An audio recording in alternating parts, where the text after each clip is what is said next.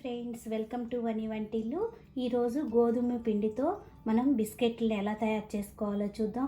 వీటిని ఎంతో సులువుగా చేసుకోవచ్చు. ఒక్కసారి మనం వండి పెట్టుకుంటే 2 నెలల వరకు కూడా వీటిని తినవచ్చు. ఒక మిక్సింగ్ బౌల్ తీసుకోండి. దానిలో పావు కప్పు నెయ్యి వేసుకోవాలి.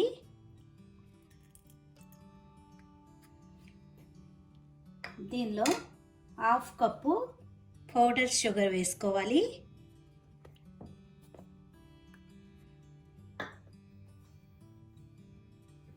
దీనిలో హాఫ్ కప్పు వేడి నీళ్ళు వేసుకుందాం. వేడి నీళ్ళు పోసుకోవటం వల్ల మనకి షుగరు నెయ్యి కూడా బాగా కలిసిపోతుంది.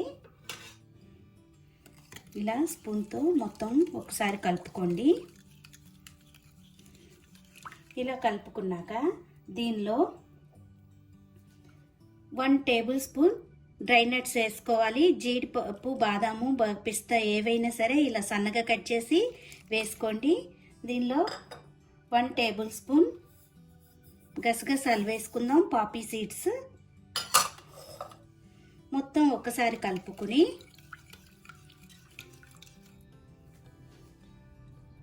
ఇట్లా 2 కప్పులన్నర గోధుమ పిండి తీసుకోండి. కొద్దిగా వేస్తూ ఈ గోధుమ పిండిని కలుపుకోవాలి. మరీ గట్టిగా కాకుండా మరీ పలసగా కాకుండా సాఫ్ట్గా డవ్ ఉండేట్టుగా పిండి కలుపుకోవాలి. చూడండి, ఇలా గట్టి ముద్దలుగా కలుపుకున్నాక దీన్ని 2 భాగాలుగా చేసుకుందాం.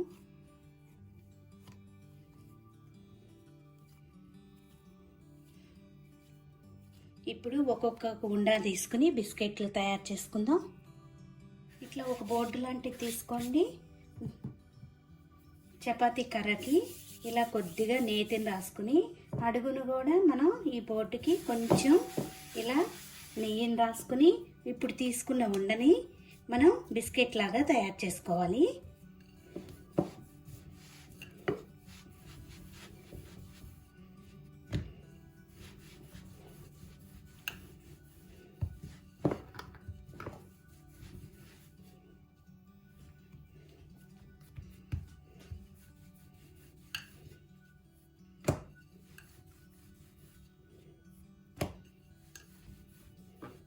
ఇలా చేసుకున్నాక దీన్ని ఇలా ఫోల్డ్ చేసుకుందాం.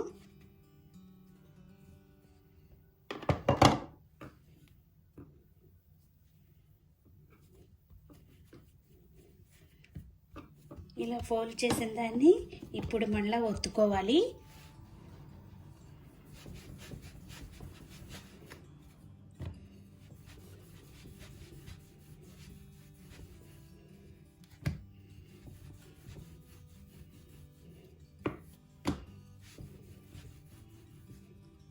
చూడండి, ఈ మందం ఉంటే సరిపోతుంది. ఇప్పుడు మనం సీసా క్యాప్లైనా ఏదైనా క్యాప్ లాంటిది తీసుకుని మనకు కావాల్సిన సైజులో ఇట్లా రౌండ్గా చేసుకుని పక్కన పెట్టుకోవాలి. చూడండి, ఇలా కట్ చేసుకోవాలి. మీ దగ్గర బిస్కెట్ కట్ చేసే కట్టర్ ఉన్నా సరే కట్ చేసుకోవచ్చు.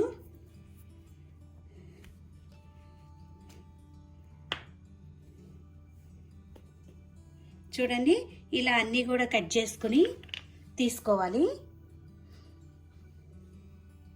ఇలా అన్నీ కట్ చేసుకుందాం.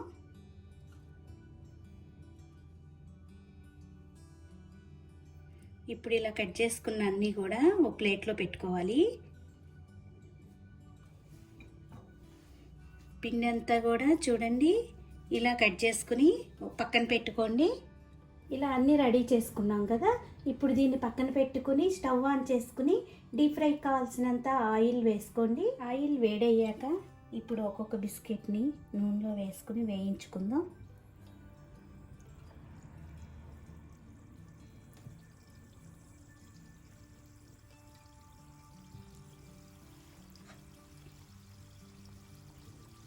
మీడియం ఫ్లేమ్లో పెట్టుకుని వేయించుకోండి.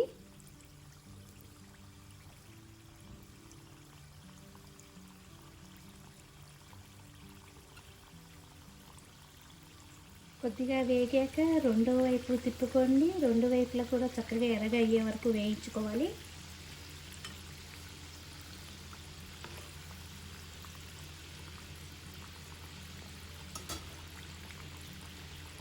ఇలా వేగిన వాటిని ఇప్పుడు ఒక గెరెట్లోకి తీసుకున్నాం. చూడండి, ఇలా వేగిపోతే సరిపోతుంది.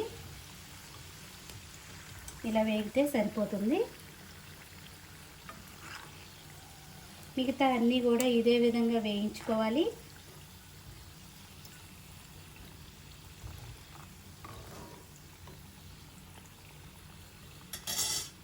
చూడండి, అన్ని బిస్కెట్లు రెడీ అయినాయి. ఈ కరకరలాడుతూ చాలా టేస్టీగా ఉన్నాయి.